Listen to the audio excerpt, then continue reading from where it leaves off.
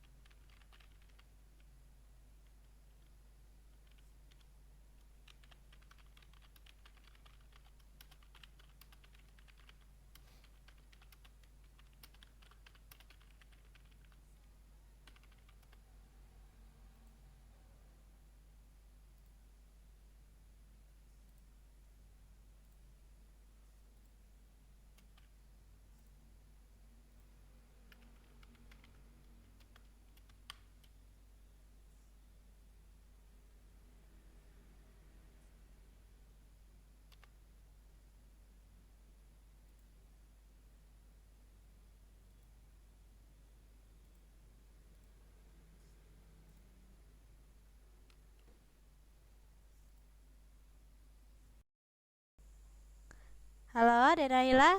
Suara saya di sana jelas tidak? Oh, bisa ya. Ini kita tunggu 1 menit dulu ya, teman-temannya untuk hadir karena ini belum ada yang hadir. Kita tunggu sebentar ya.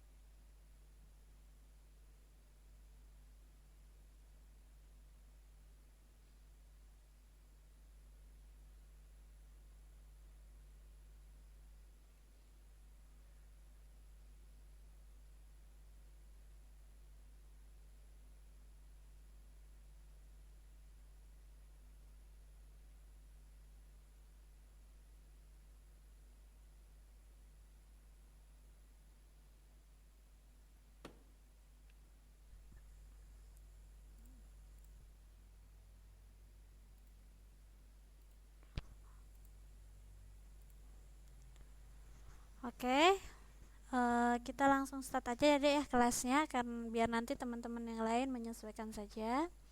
Assalamualaikum warahmatullahi wabarakatuh. Selamat malam teman-teman semua yang sudah hadir.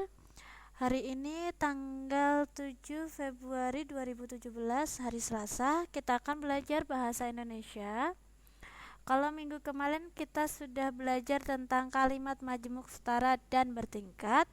Hari ini kita akan belajar tentang surat resmi, edaran resmi.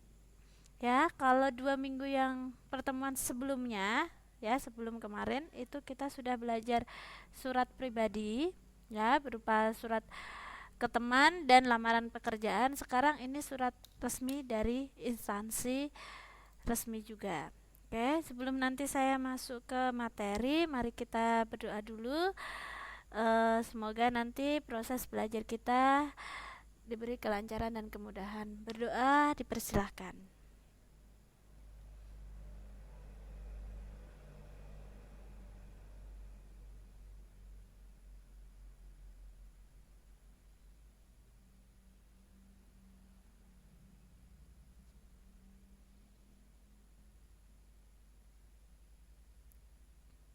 Oke, berdoa selesai. Terima kasih.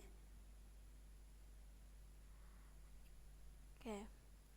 Nah, hari ini kita akan belajar surat edaran ya. Surat edaran ini merupakan surat resmi. Sebagai contoh itu seperti surat yang dikeluarkan dari sekolah. Ya. Di sini kita bisa lihat contohnya. Denaila, tampilannya jelas nggak sayang? Oh, jelas ya. Nah, di sini kita bisa lihat yang paling atas di tengah ini ya. Ini adalah kop. kop surat. Ya, jadi kop surat ini berupa nama instansi yang menerbitkan surat dan juga alamatnya. Ya, dari sini kita bisa tahu bahwa surat ini dikeluarkan oleh SD Bintang 5. Ya, dengan ini Jalan Lontar nomor 26 Jakarta ini adalah alamat SD tersebut. Kemudian ya, sama halnya dengan surat pribadi, ya. Surat resmi ya juga ada tempat penulisan surat, ya, kota penulisan dan juga tanggal. Terus di sebelah kiri ada nomor. Nomor ini merupakan nomor seri surat, ya. Jadi kalau dalam sebuah perusahaan atau sekolah itu ada nomor serinya setiap surat, ya. Nah, kemudian perihal ini adalah maksud dari surat ini apa? Dia untuk apa? Pemberitahuankah atau seperti teguran, seperti itu. Nah, ini suratnya diperuntukkan untuk pemberitahuan hari libur. Sama dengan surat pribadi di sini, ini adalah kepada siapa surat itu dituju. Ya, sama penulisannya. Jika sudah menggunakan kepada, tidak usah menggunakan yang terhormat. Kalau yang terhormat cukup menggunakan yang terhormat saja. Jadi kalau dulu kan kepada yang terhormat itu cara penulisan yang salah, ya. Seperti ini. Terus ini ditunjukkan suratnya kepada siapa? Orang tua atau wali kelas. Di tempat, ya, di tempat, diperhatikan di tempat.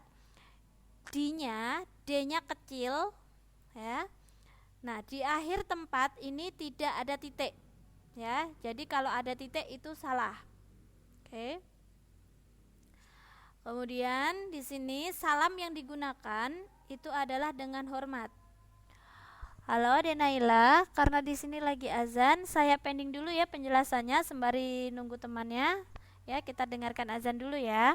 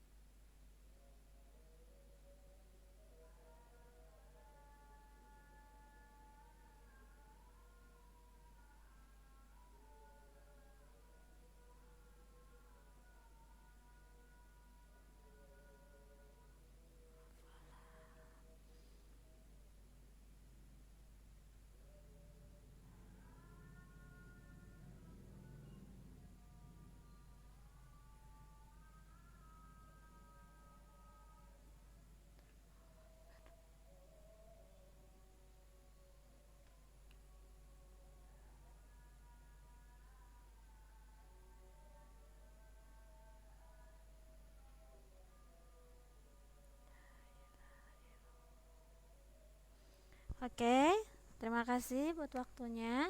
Saya lanjutkan. Nah, dengan hormat ini adalah salam pembuka, ya. Di sini suratnya ini langsung masuk ke dalam isinya. Jadi langsung diterangkan surat resmi ini diterbitkan tadi untuk memberitahukan libur. Jadi dia langsung masuk sehubungan dengan akan diadakannya rapat tahunan Dewan Guru pada hari Rabu 21 Februari 2007. Kami mengambil kebijaksanaan untuk meliburkan seluruh murid SD Bintang 5. Oleh karena itu, mohon pengertian Bapak Ibu orang tua murid untuk mendampingi putra-putrinya selama libur. Demikian. Nah, ini adalah isi dari surat, ya. Jadi karena suratnya ini, ya, dia langsung pada isi. Terus demikian pemberitahuan kami, ini merupakan penutup, ya. Kami ucapkan terima kasih atas perhatian dan kerjasama Bapak Ibu.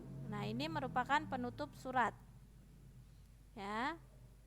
Jadi pembukanya hanya berupa salam, terus dia masuk ke isi dan juga penutup. Nah, dalam surat resmi, ya, edaran resmi sama halnya, bagiannya juga sama, ada pembuka, isi dan juga penutup. Sama dengan surat pribadi. Kalau surat pribadi biasanya hormat saya, atau kalau kepada teman berarti tertanda temanmu. Nah, kalau untuk surat resmi di sini dituliskan hormat kami, koma, dan siapa yang menandatangani surat tersebut. Kalau dalam instansi biasanya ketua atau leader. Kalau perusahaan biasanya manajer atau direktur. Kalau di sekolah berarti kepala sekolah, ya. Biasanya kalau untuk ini ditulis nama terang dan juga nomor induk pegawainya, NIP-nya, ya. Ini hanya sebagai contoh, kepala sekolah SD Bintang 5. Sampai sini ada yang dipertanyakan, Dek Naila, untuk bagian-bagian surat resmi. Jadi bisa membedakan ya antaranya surat resmi dan juga surat pribadi, ya. Oke, saya tunggu. Oh iya, jadi perbedaannya itu ada pada di kop surat, nomor perihal, terus sudah itu saja. Isi dan semuanya itu tergantung tujuan surat itu dikeluarkan. Oke, kalau tidak ada. Nah, ini tadi bagian-bagian surat resmi. Kop surat itu yang paling atas, tanggal surat itu tadi tanggal berapa surat itu diterbitkan. Ya, ini berarti yang pertama ini kop surat tadi. Oh, ini ada Mbak Hermi masuk, saya sapa dulu. Selamat malam Mbak Hermi. Apa kabar Mbak? Hari ini sehat Mbak? Gimana Mbak Hermi untuk tampilannya? Jelas atau mungkin posisinya kurang geser? Oke. Mbak Hermi baru tertinggal sebentar, jadi bisa menyesuaikan ya. Nah, jadi kita hari ini ya Mbak, kita belajar bagian-bagian surat. Untuk surat resmi, kalau kemarin kita sudah belajar surat pribadi seperti surat lamaran pekerjaan dan surat yang ditujukan kepada teman. Hari ini kita belajar surat resmi ya yang dikeluarkan oleh instansi seperti sekolah. Nah, bagian-bagiannya ya, itu yang paling atas untuk surat resmi itu kop surat.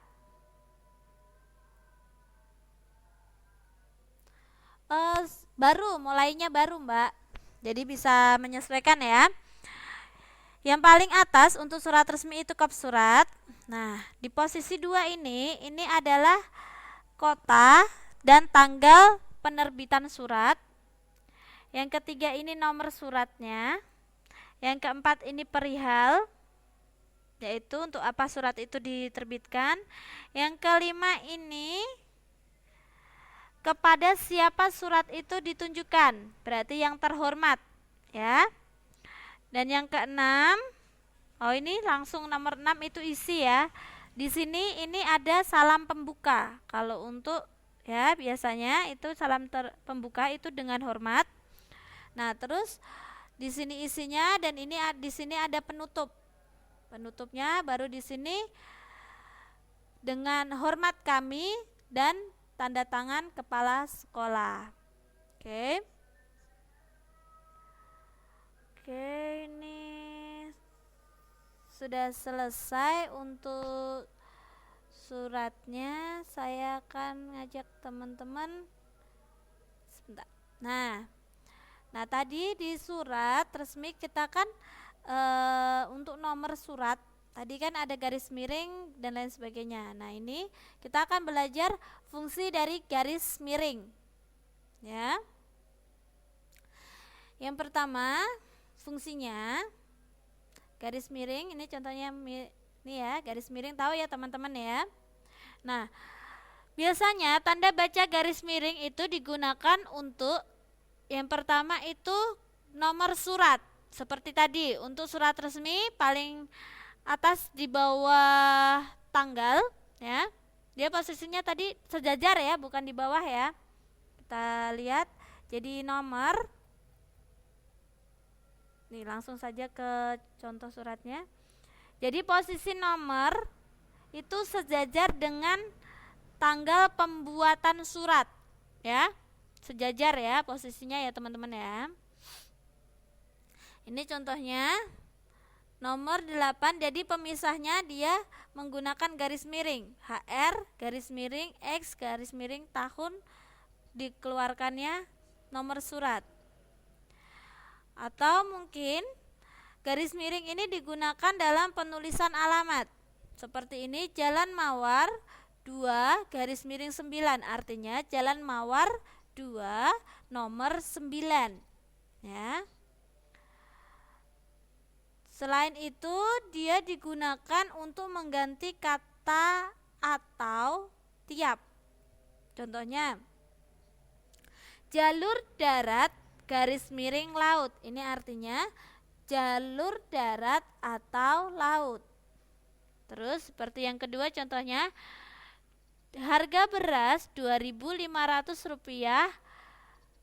garis miring kilogram. Artinya harga per 1 kilogram beras itu 2.500. Oke, ada Mas Ri, saya sapa dulu. Selamat malam Mas Ri. Apa kabar Mas? Sehat hari ini? Nah, ini kalau pemakaian surat tadi seperti alamat ya, kita bisa lihat di sini. Ini kop surat yang paling atas ini tadi kalau untuk surat resmi itu kop surat. Nih, ini kopnya atau kepala surat ya. Nah, ini dia digunakan untuk penulisan alamat. Ini kita bisa lihat di sini. Jalan Teratai 5 garis miring 22, artinya Jalan Teratai 5 nomor 22. Terus dia digunakan untuk menulis nomor. Ya, nomor hal lampiran. Hal itu sama dengan perihal ya, sama saja ya kalau dalam surat resmi. Nah, lampiran ini maksudnya setelah di belakang surat ini utamanya itu ada lembaran yang dilampirkan di belakangnya. Berarti kalau ada yang menulis hanya lampiran 1 lembar, 2 lembar. Nah, ada yang menulis lampirannya itu seperti ini biaya. Berarti ini kan penyemprotan nyamuk. Berarti dia dilampirkan rincian biaya yang digunakan untuk penyemprotan nyamuk ya. Ini contohnya. Oke, surat resmi dan penggunaan garis miring. Oke, saya akan ajak teman-teman kembali lagi ke sini. Oke, ini belajar yang tadi menulis bagian-bagian buku. Oke, kita akan belajar ya membaca buku ya. Jadi bagian-bagian buku itu apa aja, seperti apa? Kita bedah dulu di sini. Pasti teman-teman pernah ya membaca sebuah buku, ya, baik itu buku pelajaran, buku cerita, atau mungkin buku-buku seperti kadang kalau itu ada yang suka membaca novel, ya. Nah, pasti teman-teman membaca buku itu perlu membutuhkan waktu yang lama, ya. Jadi kita ini ya, perlu waktu, ya, konsentrasi untuk menyimak dan memahami isi buku tersebut. Nah, jadi dalam membaca buku ya teman-teman ya, kita nggak hanya sekedar membaca saja, ya, kita harus tahu bagian-bagian buku itu apa, ya. Terus kita harus paham isi dari buku itu apa. Nah, ini saya akan mengajak teman-teman ya mengenal bagian-bagian dari buku. Di sini karena kita tidak punya, kita seharusnya ini langsung praktek dengan satu buah buku. Jadi mungkin teman-teman bisa ini di sekitarnya ada sebuah buku, mungkin bisa diambil, ya. Mungkin bisa diambil supaya buat dicocokkan di sini, ya. Saya juga akan mengambil sebuah buku, jadi kita bisa praktekkan. Sebentar ya teman-teman ya. Nah, ini buku. Sebentar, saya ambil buku sebentar.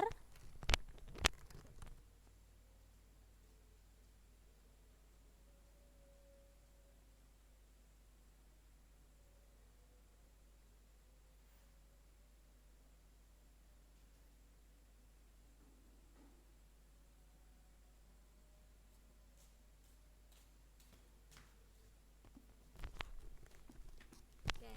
Sekarang saya